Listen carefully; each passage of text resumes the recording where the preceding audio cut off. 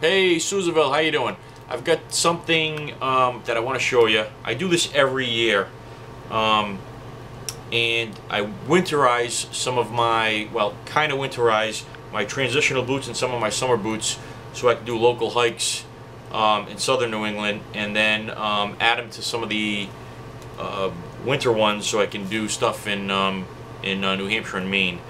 So what I'm doing is, and it's every year, what happens is I get a space blanket and I get the insole for my boot and I cut out a panel for the particular boot.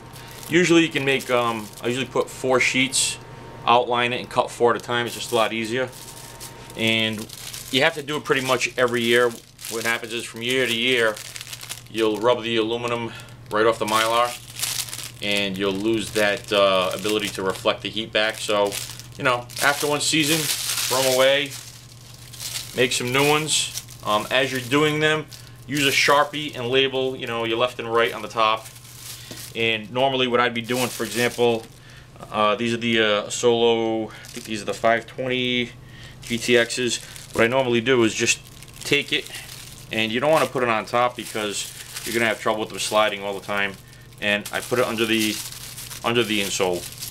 So what you're going to have to do first is slide this into the boot all the way to the front, and then add this later on. Don't try to do both at the same time, it won't work.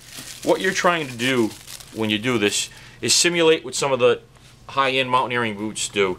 This is a Loa.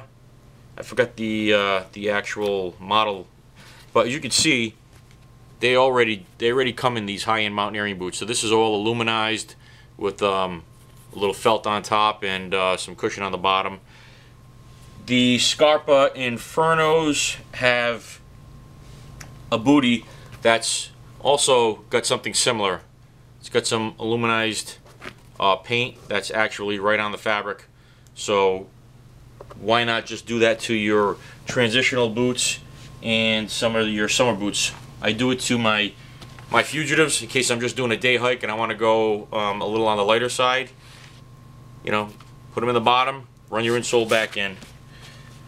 Another option, what I found on pack boots, on my pack boots, what I do is I'll hike in these on occasion if there's snow and it's, you know, nothing really super aggressive, but I will take the felt liner out, and what I do is I use some aluminum tape, the larger stuff, I think that's about 6-inch, and this one will last for years.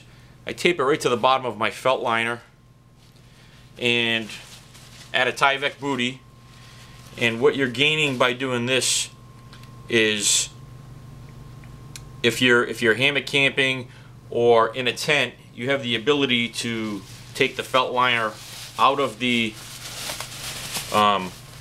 boot, and you can use the Tyvek bootie, which is going to be you know, water and wind resistant. Use it to keep the water from getting into your bootie if you're walking around camp. Also, it's going to have a thermal factor. It's going to hold some dead air space, because right here in the front of this felt bootie, it's pretty open, and normally what would happen to me is I'd get a little chill running right down my toe this way. So with the Tyvek, you're going to create a dead air space in there.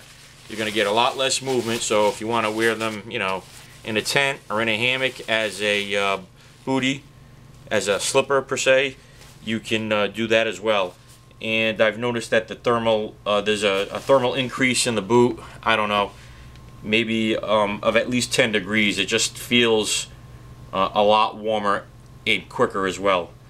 So just a note, the Mylar space blankets, they're like $1 a piece, and you can, you know, do a million sets of boots with them. And if I were going to do something that's got a felt liner that you want to remove, or I would go with the aluminum tape. I haven't had any issues with sweating. Obviously, you still have an ability for the vapor to rise from the top, and in the mountaineering boots, they're also not an issue, and that's pretty standard when you're getting those. All right, just a quick tip: have fun this winter. See ya.